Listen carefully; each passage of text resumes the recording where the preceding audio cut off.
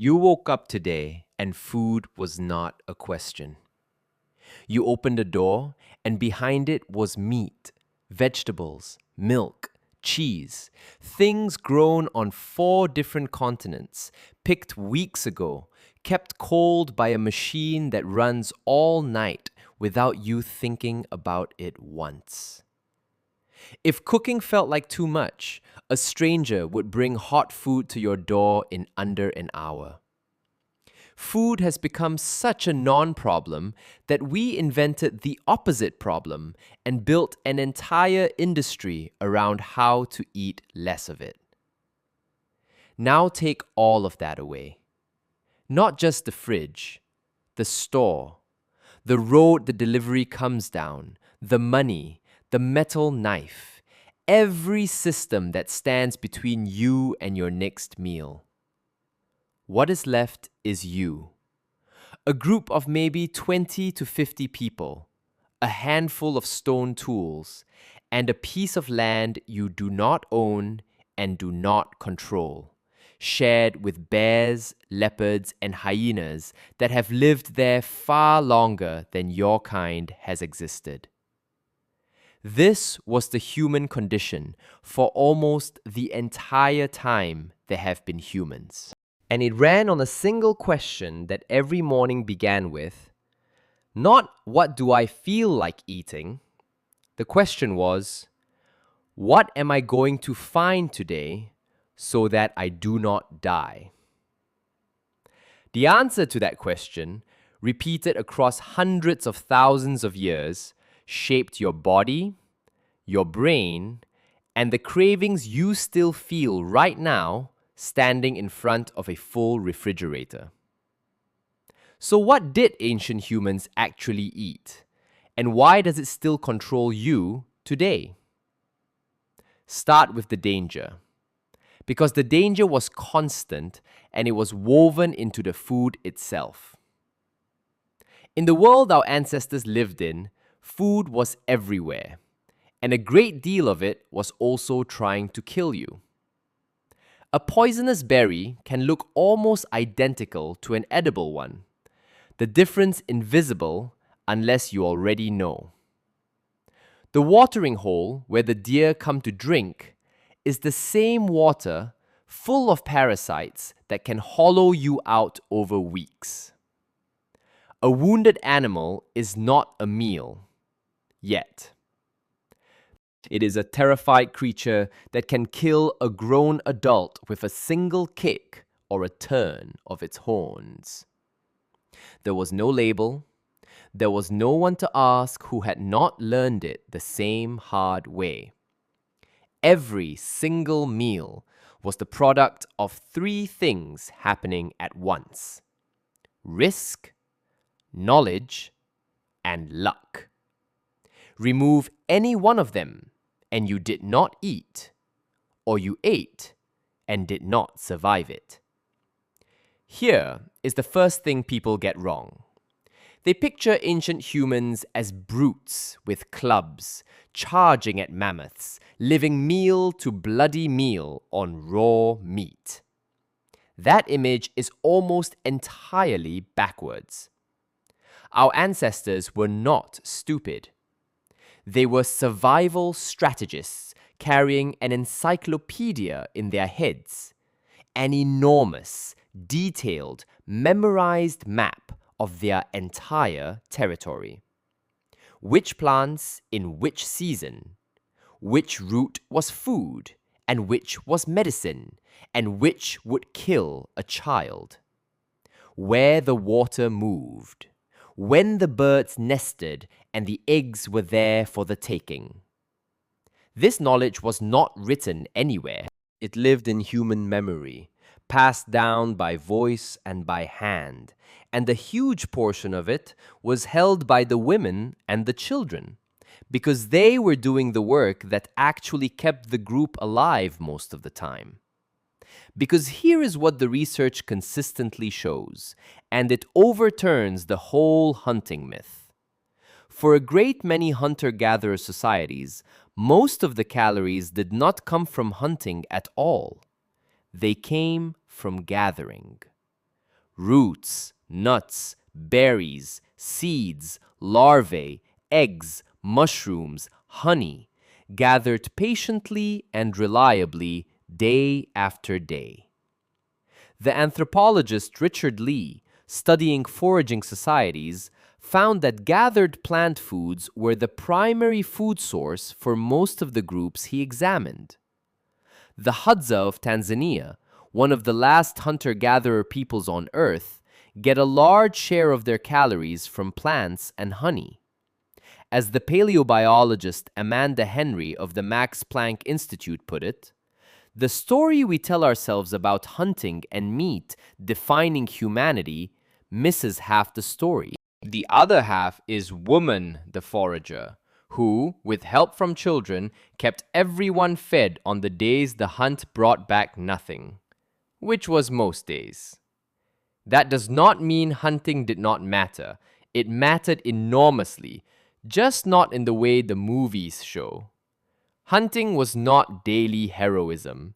It was a rare, hard-won victory earned through intelligence far more than strength. Our ancestors hunted by outthinking animals that were faster and stronger than them. They set ambushes near the water where prey had no choice but to come. They organized coordinated group drives, dozens of people moving together to push a herd toward a cliff edge or into a marsh where the animals bogged down and could be taken. At sites like Mezheritch in what is now Ukraine, where humans built shelters from mammoth bones during the Ice Age, the bones themselves are evidence of hunting and butchery organized at a scale that required planning and cooperation, not raw courage. And often the smartest move was not to hunt at all, but to find an animal something else had already killed and drive the vultures off the carcass with fire. That detail, the fire, is the quiet center of this entire story. Take away one more thing from your modern life, and you will feel its weight. Take away the ability to make heat. Because fire solved problems that nothing else could. It killed the pathogens hiding in meat that would otherwise have made the group sick. It frightened off the predators circling the camp at night. And it began to break food down before it ever entered the body, making tough roots and raw flesh dramatically easier to chew and to digest, unlocking calories that the human gut could not have extracted on its own. Fire was the first tool that did some of the work of the stomach outside the body. With it, food that was inedible became edible, and food that was dangerous became safe. And water. We turn a handle and clean water appears, endlessly, and it has erased from our minds what an ancient, deadly problem water actually was. Standing water is where parasites and bacteria breed. A puddle could kill you slower, but just as surely as a predator. So our ancestors tracked moving water, the streams and springs less likely to be poisoned. They followed animals to sources they trusted. Some groups ate specific clays that bound to toxins and acted as a natural filter inside the body. And somewhere along the way, they discovered something strange and important. Fruit that had begun to rot, to ferment, produced a mildly alcoholic liquid that was, against all intuition, often safer to drink than the standing water nearby, because the fermentation itself killed many of the things that would have made them sick. The first alcohol was not a party. It was a survival tool. Now the food was found and made safe, and there was sometimes more than could be eaten before it spoiled. So they preserved it. Meat was dried in the sun and the wind. It was smoked over the same fire that protected them.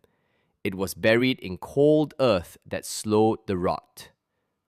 And then came the part that was not about biology at all, but about people. Because a hunter who made a rare kill could not simply eat it himself. Among hunter-gatherers, meat was divided according to rules so deep they were rarely even spoken aloud.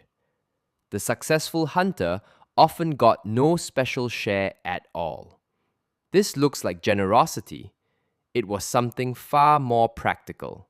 It was insurance. Today your hunt succeeded and you have more than you can use. Tomorrow it will fail and someone else's will succeed and you will eat because the rule runs both ways. Sharing food was how a group with no refrigeration stored meat. They stored it in each other. So picture the whole of it now. A people who knew hundreds of plant species by sight and smell and season, who ate roots and nuts and berries and insects and eggs and fish and the occasional hard-won animal, whose diet, taken across the year, contained a variety of foods that would put almost any modern eater to shame. And here is the part that should stop you. A typical hunter-gatherer diet drew on hundreds of different species. The modern human diet, globally, has collapsed onto a tiny handful. Of the more than 6,000 plant species humans have eaten over our history, the world now leans on about 15 for the overwhelming majority of its food. And just 3 of them, wheat, rice, and maize, supply around half of all the calories consumed by our entire species. They ate with vastly more variety than we do, and they did it with almost no tooth decay because there was nearly no sugar to be found anywhere in their world. But do not romanticize it, because the same world was brutal. Parasites lived in nearly everyone. Poisonings happened. From a misjudged plant, a bad water source, spoiled meat. And every year, in the lean season, when the plants died back and the animals moved on, came hunger. Real hunger. The kind that kills the weak and the old and the very young. The ancient diet was varied and clean and free of the diseases that plague us now. It was also dangerous, precarious, and shadowed constantly by the threat of starvation. And that threat is the key to the thing you still carry. That overwhelming pull you feel toward sweet, toward fat, toward salt, is not a weakness of character. It is hardware. For a creature that never knew when the next meal would come, sweetness meant ripe fruit, pure and rare energy. Fat meant the most concentrated calories available anywhere. The difference between surviving the lean season and not. Salt was scarce and essential to the body. A brain that drove its owner relentlessly toward those 3 things was a brain that survived to have children. And so that drive was written deeper and deeper into the species across 1,000,000 years. Researchers like Adam Drunowski have shown that the preference for sweet and fat appears to be innate, present in infants from birth, because it was that important for that long. The problem is not you. The problem is that the world changed faster than the programming could. In just a few hundred years, a blink, we took the rarest and most precious things in the ancient diet, sugar and fat and salt, and made them the cheapest and most abundant substances on earth, available behind every door, on every corner, in endless supply. The craving that once pushed your ancestors across a dangerous landscape toward the few foods that would keep them alive now pushes you toward a vending machine. The instinct is not broken. It is working exactly as designed. It is simply running in a world it was never designed for. You opened the fridge this morning without a thought. Behind that simple act is a body still running ancient software, still scanning for the sweet and the fat and the salt as if they were rare, still expecting the lean season that is never going to come. We did not stop being hunter-gatherers. We just built a supermarket around ourselves and walked inside, carrying the same hungers that kept us alive for a million years, into a world that no longer has any use for them.